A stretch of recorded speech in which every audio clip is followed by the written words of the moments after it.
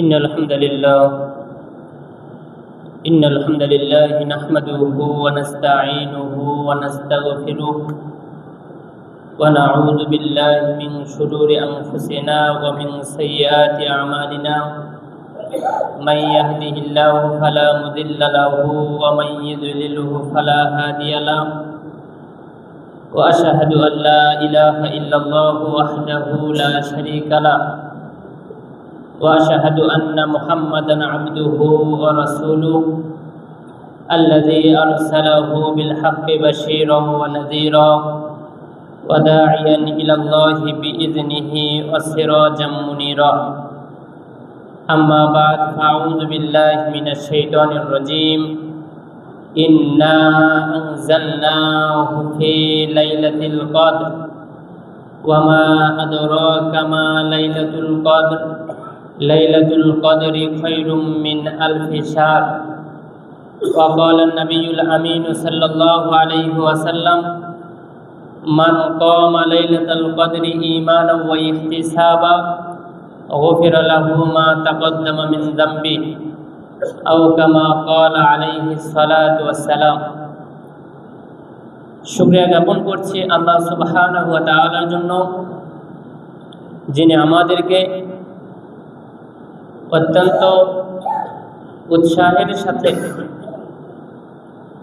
তার এই রমজান মাসকে ভালোভাবে উপভোগ করার, নেকি অর্জন করার মাধ্যম হিসেবে গ্রহণ করার তৌফিক দান করেছেন। তার জন্য অন্তরের অন্তঃস্থল থেকে লাখো কোটি শুকরিয়া জ্ঞাপন করছি, আলহামদুলিল্লাহ। দরুদ ও সালাম বর্ষিত হোক বিশ্বনবী মুহাম্মদ সাল্লাল্লাহু আলাইহি ওয়াসাল্লামের প্রতি। আল্লাহুম্মা সাল্লি আলাইহি আল্লাহুম্মা বারিক আলাইহি। আল্লাহ সুবহানাহু ওয়া তাআলা রমজান মাসকে আমাদের জন্য বরকত স্বরূপ দিয়েছেন। তারপরেও কোরআন এবং সুন্নাহের আলোকে প্রমাণিত হয় রমজান মাসটাই মর্যাদার দিক থেকে আবার দুই রকমের। এক, পুরো রমজান মাসটা যে বরকতময়, শেষের দশক তার চাইতে বেশি বরকতময়। কেননা রাসূলুল্লাহ সাল্লাল্লাহু আলাইহি ওয়াসাল্লাম শেষ দশকের দিনগুলোতে যেইভাবে ইবাদত বন্দিগিতে লিপ্ত হয়েছেন, সেই রকম ইবাদত বন্দিগি বিগত যেই 20টা দিন চলে যায়, সেই দিনগুলোতে তিনি এতটা কঠোর হন না। 11 মাসে যেইভাবে তিনি চলাচল করেন, তার চাইতে বেশি ইবাদতে লিপ্ত হয়েছেন রমজান মাসে। আর রমজান মাসের মধ্যে সবচাইতে বেশি ইবাদতে লিপ্ত হয়েছেন শেষের 10 রাতের মধ্যে। সুতরাং বোঝা যায় শুরুর দিকের যেই রমজানের রাত এবং শেষের দিকের যে রমজানের রাত, এটার মধ্যে পার্থক্য আছে। কেন পার্থক্য? আল্লাহ সুবহানাহু ওয়া তাআলা তিনি রমজান মাসকে কোরআন নাজিলের মাস বললেও আবার তিনি স্পেশালভাবেই বলেছেন লাইলাতুল কদরের মধ্যে আল্লাহ তাআলা কোরআনকে নাজিল করেছেন। আল্লাহ সুবহানাহু ওয়া তাআলা বলছেন ইন্না আনজালনাহু ফি লাইলাতিল কদর। লাইলাতুল কদরে আমরা কোরআনকে নাজিল করেছি। লাইলাতুল কদর কোথায় আছে? রাসূলুল্লাহ সাল্লাল্লাহু আলাইহি ওয়াসাল্লামের ভাষায় বোঝা যায় সেটা হচ্ছে রমজানের শেষ দশকের বেজর রাতগুলোর কোনো একটা রাতের মধ্যে আছে। তুলনামূলক হাদিসের শব্দগুলোর তুলনায় বোঝা যায় সবচাইতে বেশি সম্ভাব্যময় রাত হচ্ছে 27শে রজনী। এরপরে সম্ভাব্য রাত হচ্ছে 25, 29, এরপরে 23, এরপরে 21। কিন্তু নির্দিষ্ট করে 27শে রজনী লাইলাতুল কদর এই কথা বলার হিম্মত কারো হবে না। যারা এই কথা বলে যে 27শে রজনীই লাইলাতুল কদর, সে রাসূলের থেকে বড় পণ্ডিত। রাসূল সাল্লাল্লাহু আলাইহি ওয়াসাল্লাম পর্যন্ত যেই কথা বলতে পারেননি, আল্লাহ রাসূল বলেছেন আমি লাইলাতুল কদরের কোন রাত এটা আমাকে স্বপ্নে দেখানো হলো, আমি দেখলাম কিন্তু দিনের বেলায় দুইজন মানুষের ঝগড়ায় লিপ্ত হওয়ার কারণে আমি সেই স্বপ্নের ওই স্মৃতিটা আমি ভুলে গেলাম, ওইটা আমার আর খেয়াল নেই। তবে আমি যেই দিন ফজরে সালাত আদায় করেছি সেই দিন আমি কাদা মাটিতে সালাত আদায় করেছি। এখান থেকে তিনি বলেছেন যে যেই দিন লাইলাতুল কদর হবে ওই দিন সম্ভাব্যময় রাতের বেলায় ঝিরি ঝিরি বৃষ্টি হওয়ার সম্ভাবনা থাকে, কেননা ফজরে তিনি তো কাদা মাটিতে সালাত আদায় করেছেন, তার মানে রাতের বেলায় বৃষ্টি হয়েছে। রাসূল সাল্লাল্লাহু আলাইহি ওয়াসাল্লাম এইভাবে সম্ভাব্যময় তারিখ বলেছেন, কিন্তু শেষ দশকের বেজর রাতগুলোতে যদি কেউ জাগরণ করে তার লাইলাতুল কদর ছুটে যাওয়ার কোনো সম্ভাবনা নেই।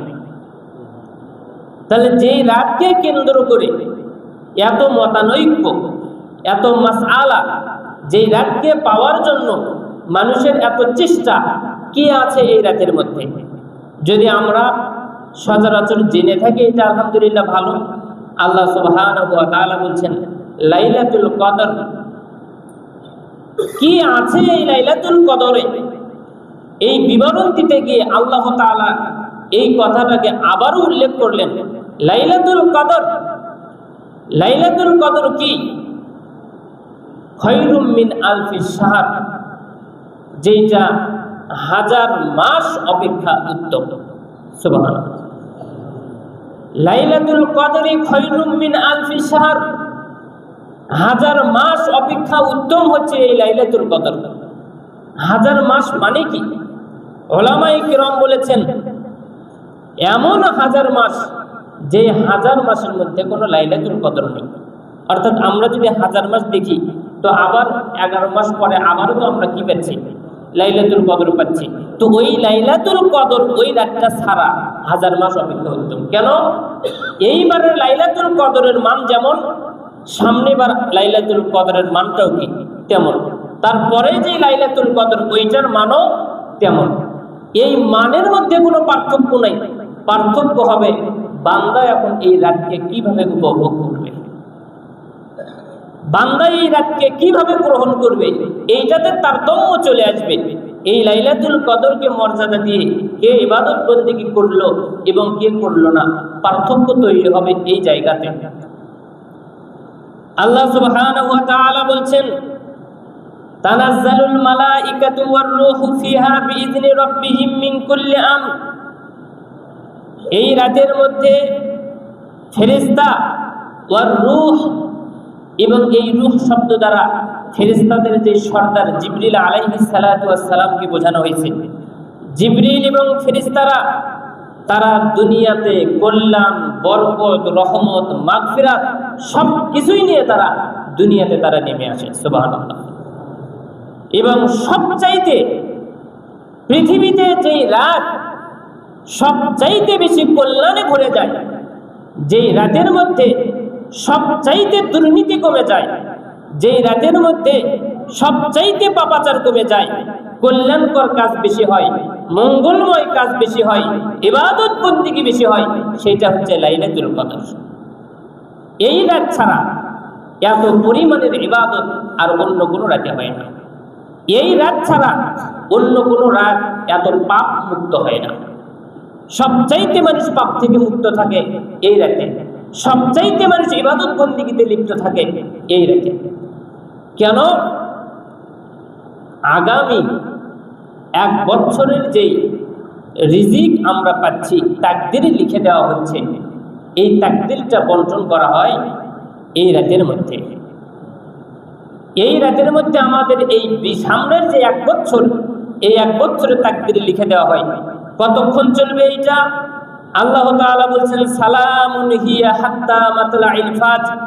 ফেরেশতাদের বরকত নিয়ে ঘোরাঘুরি করা, রহমত নিয়ে ঘোরাঘুরি করা, মাগফিরাত নিয়ে ঘোরাঘুরি করা। সালামুন, এই যে শান্তি, হিয়া হাত্তা মাতলাইল ফাজর, ফজর উদয় হওয়া পর্যন্ত থাকবে। যখনই ফজর উদয় হয়ে গেল, যখনই আযান হয়ে গেল, তখন আর এই বরকত থাকবে না। সম্মানিত মুসলিম দিনী ভাই, এই লাইলাতুল কদরকে গ্রহণ করা, এইটার মর্যাদা আমরা সবাই বুঝি, কিন্তু এইটাকে গ্রহণ করার যে মাধ্যম, সেই মাধ্যমটাতে আমরা সবাই অটল থাকতে পারি না। এই মাধ্যমে আমরা সবচাইতে যেটা সচরাচর মানুষের কথাই বাস্তব হয়ে যায়, সেটা হচ্ছে রমাজান মাসের শুরুতে যখন মানুষের রমাজানের হিড়িক পড়ে যায়, মসজিদ ভরে যায়, যখন আস্তে আস্তে রোজার মাস যখন বেশি হয়, যখন এই সিয়ামের দিন যত বেশি হয়, মানুষের মসজিদ তত কমে যায়, আস্তে আস্তে দূর হয়ে যায়।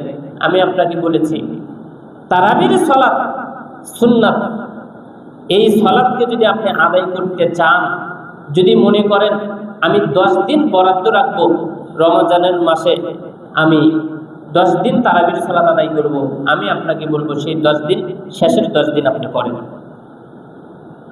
এই 10 দিন শেষের 10 দিন করেন। এই রাতের 2 রাকাত সালাত 1000 মাস অপেক্ষা উত্তম। এই রাতের 2 রাকাত সালাত 1000 মাস অপেক্ষা উত্তম। আমি বলি যে দান আপনি করতেছেন, যদি করতে মন চায় তাহলে ওই রমজানের শেষ দশকের রাতগুলোতে আপনি করেন।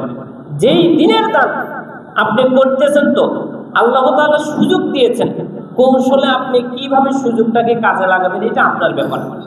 কৌশল করে কিভাবে কৌশল করে আপনি কাজে লাগাতে পারবেন এটা আপনার ব্যাপার। দিনের যে দান করা, আপনি দিনে দান না করে রাতের বেলায় করলেন, 1000 মাস অপেক্ষা উত্তম হবে ওই দানটা। কারণ যেই সময়ে দান করলে, কথা বললে, সালাম দিলে, ভালো কাজ করলে, সালাত আদায় করলে 1000 মাস অপেক্ষা উত্তম হয়, আপনি সেই জায়গাতেই দিচ্ছেন। কেন দিচ্ছেন? 1000 মাস অপেক্ষা আপনার ওই দানটা যেন হয়, এই উদ্দেশ্যেই আপনি দিচ্ছেন। আল্লাহ আপনার উদ্দেশ্য কবুল করে নেবেন। যেই কথা বলছিলাম, সামনের 5 দিনও যদি আপনি তারাবির সালাত জামাতে আসতে না পারেন, করতে যদি না পারেন, অবশ্যই 21শে রমজান থেকে আপনাকে মসজিদে আসতে হবে। এটা আপনার কল্যাণের জন্য। কেন আপনি মসজিদ ছাড়া হয়ে গেলেন? যুবক ভাইয়েরা আসতেছে বিভিন্ন জায়গায়, আপনি ব্যবসা বাণিজ্য করতেই আছেন, সালাতের কোনো খোঁজ খবর নেই, একইভাবে চলছেন। এই যে নির্বাচন শেষ, মনে হচ্ছে এখনো আমাদের মধ্যে যেন কি নির্বাচনের হাওয়া একটা কি লেগেই আছে, এখনো লেগে আছে। এমপি সাহেবরা তাদের গতিতে বসে গেছে, সরকার তাদের গতিতে বসে গেছে, তাদের নিজস্ব কাজকর্ম শুরু হয়ে গেছে। আমাদের মনে হয় নির্বাচন এখনো শেষ হয়নি, এখনো দৌড়াদৌড়ি, ছুটাছুটি, এই কাজ সেই কাজ করতে গেছে। এইটা কি? সেটা করেন, ওইটাও ভালো। ইবাদত বন্দিগিটা তো আগে ঠিক রাখতে হবে, এটা করেন। এমন কাজ পড়ে গেল, মসজিদ ফাঁকা হয়ে গেলে মানুষের বলা হচ্ছে মসজিদ ফাঁকা কেন? বলতেছে হুজুর নির্বাচন নয়, নির্বাচনের জন্য মসজিদ ফাঁকা হওয়া যায় না, নির্বাচনের জন্য মসজিদ ফাঁকা। এগুলো কোন ধরনের কথা? আল্লাহ রাসূল সাল্লাল্লাহু আলাইহি ওয়াসাল্লাম বলছেন, মান কামা লাইলাতাল কদরি ঈমানান ওয়া ইহতিসাবা গুফিরা লাহু মা তাকদ্দামা মিন যামবি। যে ব্যক্তি লাইলাতুল কদর ঈমানের সাথে এবং সওয়াব লাভের আশায় জাগরণ করে, গুফিরা লাহু মা তাকদ্দামা মিন যামবি, তাহলে তার বিগত দিনের অপরাধগুলো আল্লাহ তাআলা ক্ষমা করে দেন। সুবহানাল্লাহ। এই কথা রাসূলুল্লাহ সাল্লাল্লাহু আলাইহি ওয়াসাল্লাম বলেছেন। লাইলাতুল কদর যেন ছুটে না যায়।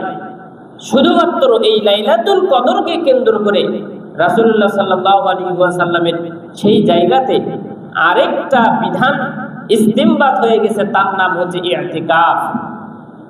ইতিকাফ মানে অবস্থান করা। ইতিকাফ কি? দুনিয়ার যাবতীয় চিন্তা বাদ দিয়ে, দুনিয়ার সমস্ত সৃষ্টির সাথে সম্পর্ক ছিন্ন করে রবের সন্তুষ্টির জন্যে, রবকে পাওয়ার জন্যে, আল্লাহকে পাওয়ার জন্যে ইবাদত বন্দেগীর মাধ্যমে মসজিদে অবস্থান করার নাম হচ্ছে ইতিকাফ। ইতিকাফ কতক্ষণ করবেন? আমরা মনে করি 10 দিন ইতিকাফ 10 দিনেই করতে হয়।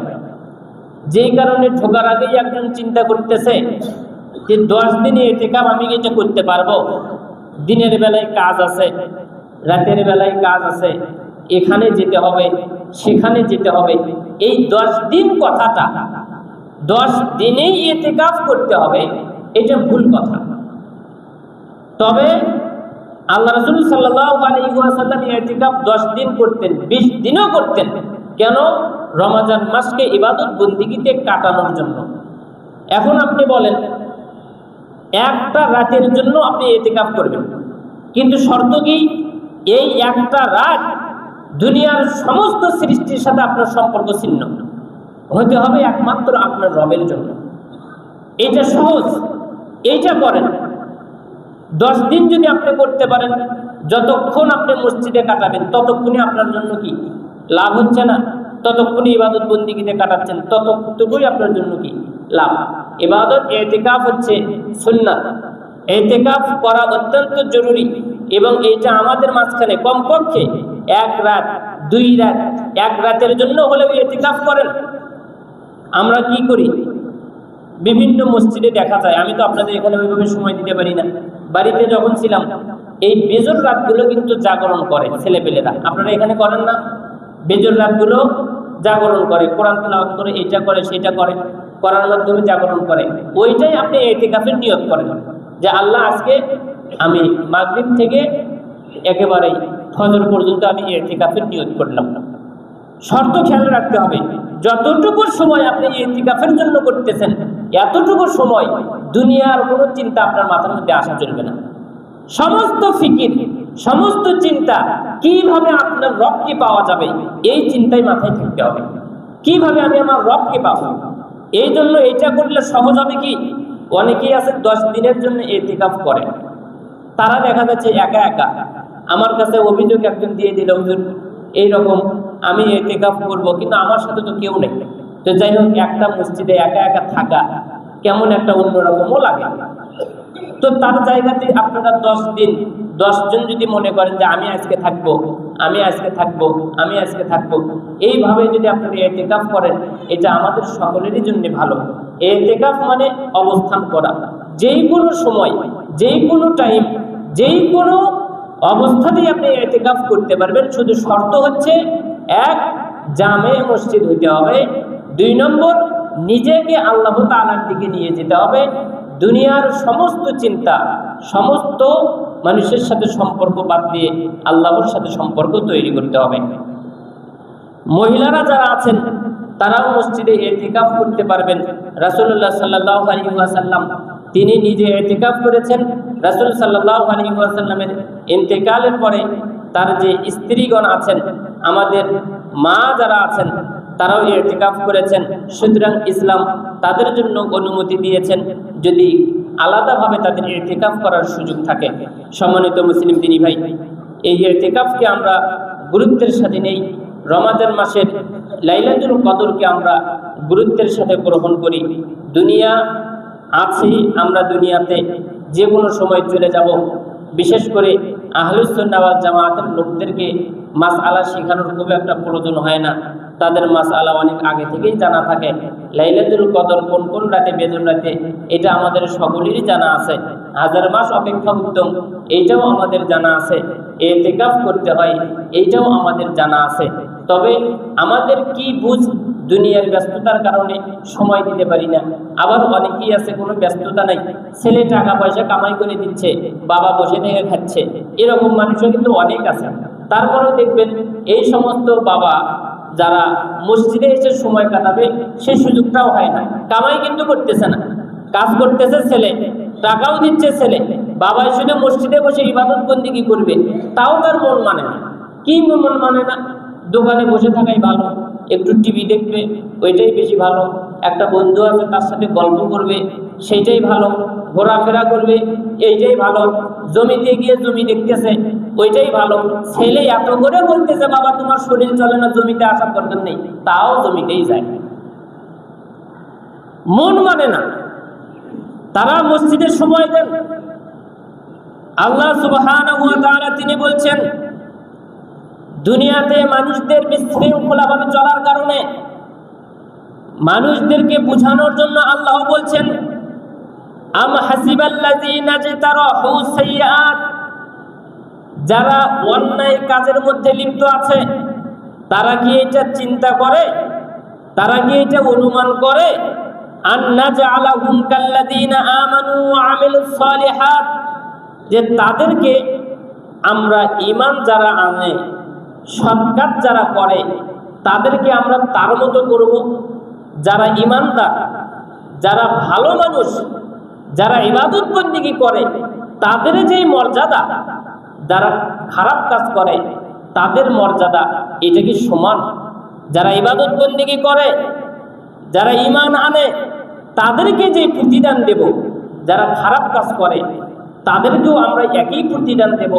তারা কি এটা মনে করে সাওয়াআন মাহইয়াহুম ওয়া মামাতুহুম, তাদের মরণ এবং তাদের আবার জীবিত হওয়া, তাদের মরে যাওয়া, তাদের জীবিত হওয়া, এটা কি সমান হতে পারে? যে ব্যক্তি ঈমান আনয়ন করে, সৎ কাজ সম্পাদন করে, এর মরণটা যেমন হবে, পাপাচার ব্যক্তি তার মরণটাও তেমনই হবে, এটা কি চিন্তা করে? আমরা একজন ভালো মানুষকে যেইভাবে পুনরুত্থান করব, কিয়ামতের দিন উপস্থিত করব, খারাপ ব্যক্তিকে তার মতো করেই আমরা উপস্থাপন করব। সে কি এইটা মনে করে? যদি মনে করে থাকে সাআ মা ইয়াহকুমুন, তার চিন্তা কতই না খারাপ। ভালো ব্যক্তিদের সাথে ভালো আচরণ হবে, খারাপ ব্যক্তিদের সাথে খারাপ আচরণ হবে।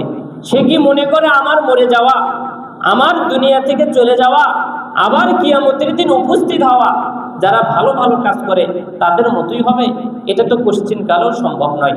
আল্লাহ সুবহানাহু ওয়া তাআলা আরো বলছেন, আরো স্পষ্ট করে বলেন, আমনা জাআলুল লাযীনা আমানু ওয়া আমিলুস সালিহাত, ঈমান যারা আনে, সৎ কাজ যারা সম্পাদন করে, আমরা কি তাদেরকে এই রকম করব?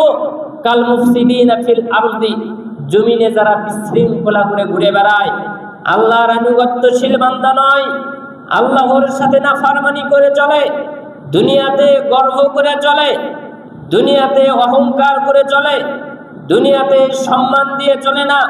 মুফসিদিনা ফিল আরদি, জমিনে বিশৃঙ্খলা করে চলে। আমরা কি এই বিশৃঙ্খলাকারীদের মতো সম্মান, বিশৃঙ্খলাকারীদের মতো পরিণাম কি আমরা ভালো ব্যক্তিদের করব? কোশ্চিন কালেও নয়। আমরা জাআলুল মুত্তাকিনা কাল ফুজ্জার, মুত্তাকি ব্যক্তিদেরকে আমরা কি পাপাচার ব্যক্তিদের মতো করব? কোশ্চিন কালেও নয়। মুত্তাকিদের স্থান মুত্তাকিদের জায়গায়, পাপাচারীদের স্থান পাপাচারীদের জায়গায়।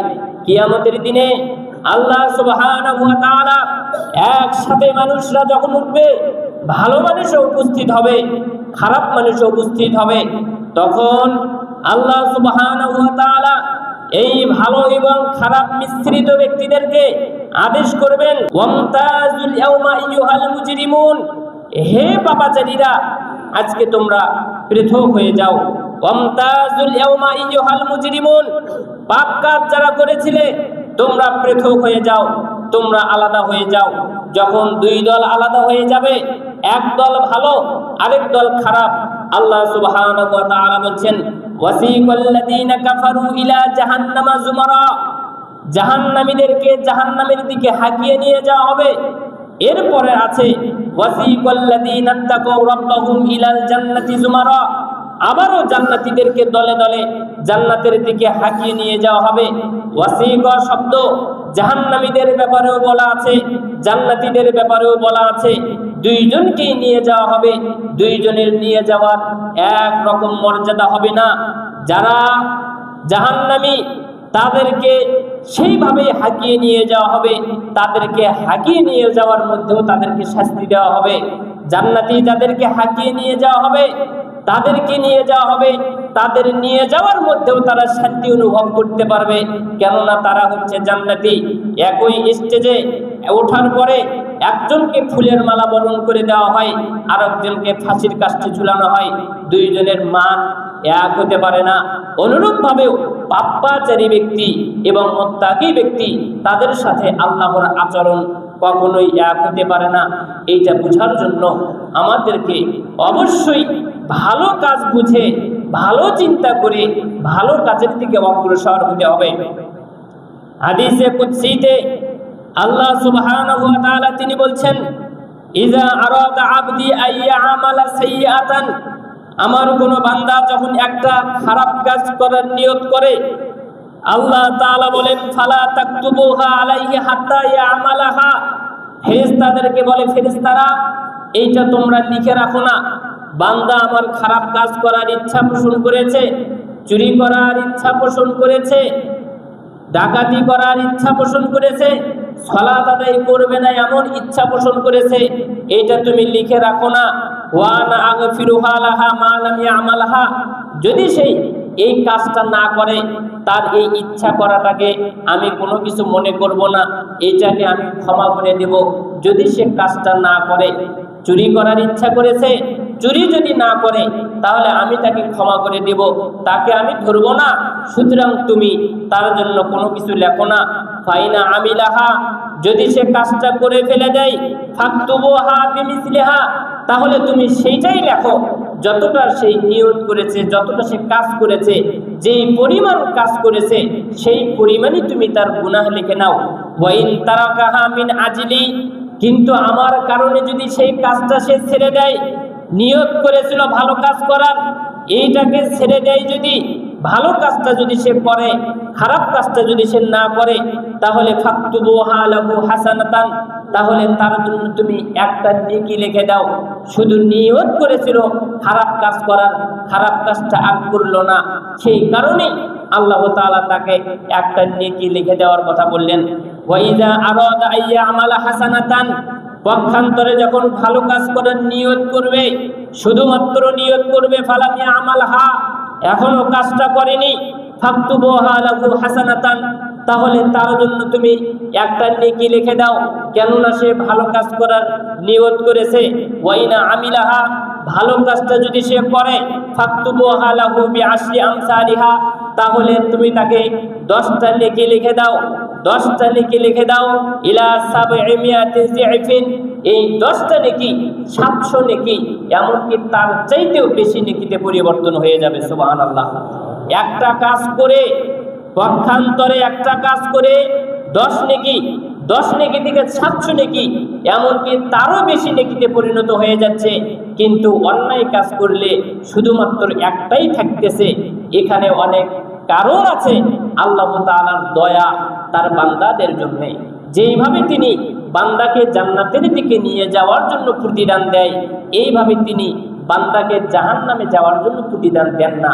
কেননা আল্লাহ তাআলা তিনি তো চান যে আমার বান্দারা যেন জান্নাতের দিকে আসে, কিন্তু বান্দা যদি জান্নাতের দিকে আসতে না চায়, আল্লাহ তাআলার তো কোনো কিছু করার নেই। বান্দা যেন জান্নাতের দিকে যেতে পারে, বান্দা যেন জাহান্নাম থেকে মুক্তি পেতে পারে, এই জন্য তিনি এই জায়গাতে প্রতিদান দেওয়ার ক্ষেত্রে তিনি কম বেশি করেছেন। একজন মানুষ অন্যায় কাজ করে যতটা খারাপ নেকি পাওয়া দরকার, অতটা খারাপ নেকি আল্লাহ তাআলা তাকে দেন না, সীমিত করে দেন। পক্ষান্তরে ভালো কাজ করে যতটা নেকি পাওয়ার কথা, আল্লাহ তাআলা তার চাইতে বেশি তাকে নেকি দান করেন। এটা যদি আমরা বুঝতে পারি আল্লাহ তাআলা আমাদেরকে কত ভালোবাসেন, আল্লাহ তাআলা আমাদের জান্নাতে নিয়ে যাওয়ার জন্য কত সুযোগ সুবিধা দিয়েছেন, এটা যদি আমরা বুঝতে পারি, এটা বোঝার পরে আমাদের সময় উদাসীনতার সাথে গাফিল থেকে মসজিদ বিমুখ হয়ে আমাদের পার করার কোনো সুযোগ আমাদের নাই। আল্লাহ সুবহানাহু ওয়া তাআলা আমাদেরকে তার ইসলাম বুঝে, আল্লাহকে চিনে, দিনকে চিনে, রাসূলকে চিনে ইবাদত বন্দেগী করার তৌফিক দান করো। আল্লাহুম্মা আমিন। আল্লাহ তুমি আমাদেরকে তোমার ইসলামের ছায়াতলে জায়গা দান করো। আল্লাহুম্মা আমিন। আল্লাহ আমাদেরকে তোমার ইসলামের জন্য কবুল করে, আমাদের সন্তানদেরকে তোমার ইসলামের জন্য কবুল করে, পরিবারকে তোমার ইসলামের জন্য কবুল করে, সমাজকে তোমার ইসলামের জন্য কবুল করে সুখী ইসলামময় সমাজ, ইসলামময় পরিবার, ইসলামময় রাষ্ট্র আল্লাহ তুমি আমাদেরকে পালন করার তৌফিক দান করো। আল্লাহুম্মা আমিন। আল্লাহ তুমি আমাদেরকে তোমার রহমতে ঢেকে নিয়ে রমজান মাসকে বরকতের সাথে, কল্যাণের সাথে অতিক্রম করার তৌফিক দান করো। আল্লাহুম্মা আমিন।